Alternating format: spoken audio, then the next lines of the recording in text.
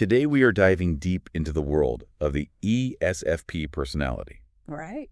We'll be looking at 2 articles from the Spiritual Seek. Okay. One gives a general overview of ESFPs, and the other explores their career paths and relationships. Interesting. ESFP stands for extroverted, Yes. sensing, Right. feeling, and perceiving. Okay. These 4 elements are kind of a framework Yeah.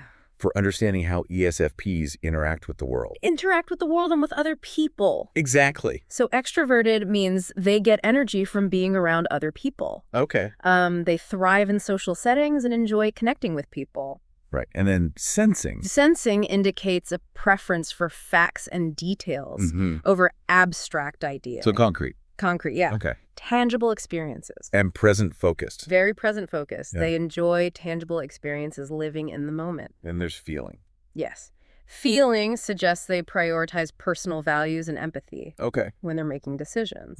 So they really think about the impact of their choices on other people. Exactly. They consider the impact on others. And then finally we have perceiving. Perceiving highlights their adaptability and spontaneity. They like to be flexible, Yeah. open to new experiences. And embrace change. Yes, rather than resisting it. So this combination creates It's a really dynamic a combination. vibrant personality type. Yes, sometimes called the performer, Performer. highlighting their ability to captivate and entertain. But the Spiritual Seek goes a bit deeper They do. than just the performer. Right. They use descriptions like energetic entertainers, expressive artisans, Yes. charming socialites, I like that one. spontaneous adventurers, That makes sense. and even compassionate connectors. So it really emphasizes not just their outgoing nature, Right. but also their depth of feeling and their desire for connection. One of the articles mentioned that ESFPs Yes. often love being the center of attention.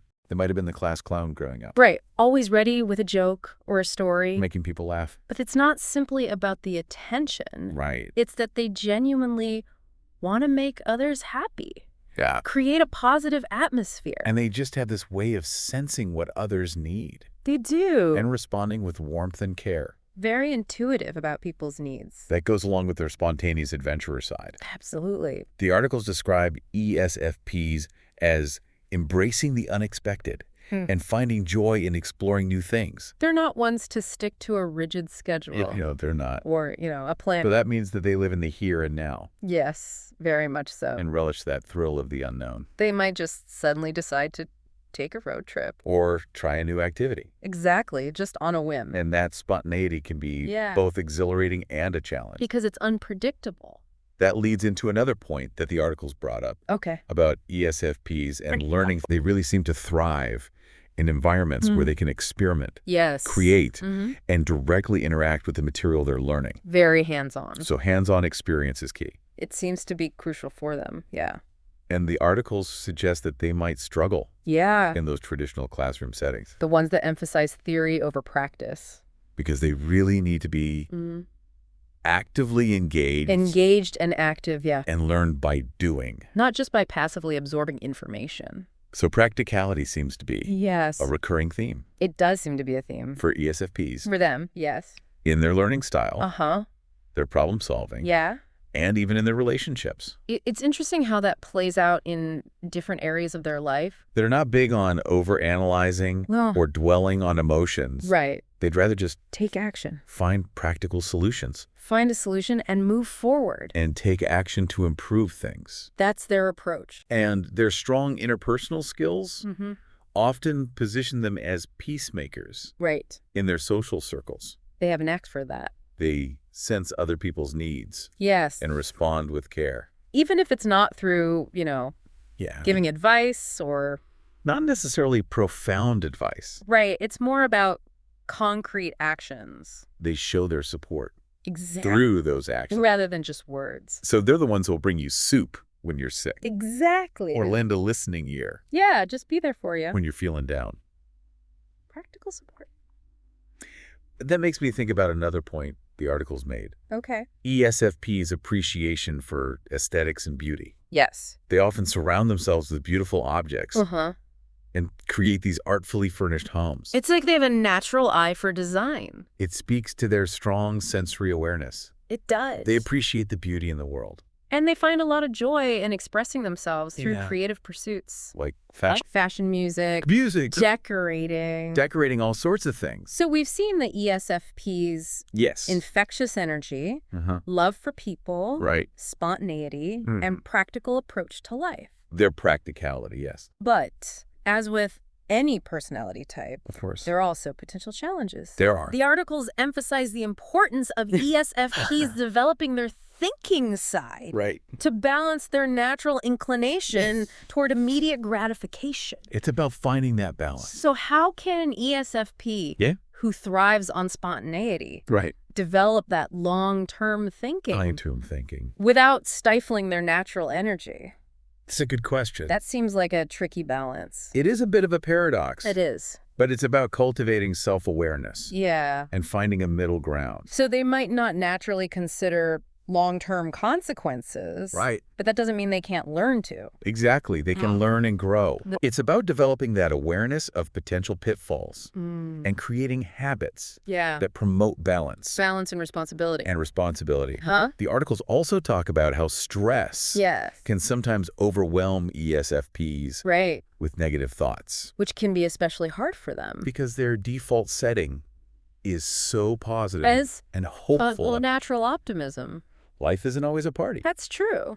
So I'm curious how an ESFP deals with those less glamorous moments. When their optimism is tested. Exactly. Well, the article suggests that they often try to regain their optimism by seeking simple explanations. For complex problems. Yes, it's a way of simplifying things. That makes sense. When they feel overwhelmed. To regain a sense of control. Exactly. And simplify those situations that feel overwhelming. It might not always be the most effective strategy. But it can provide some temporary relief. Those negative feelings. Exactly. And it's important for them to remember that those moments are a part of life. For everyone. Yeah, developing healthy coping mechanisms so they can navigate challenges. Without losing their natural optimism. Exactly. That brings us to relationships.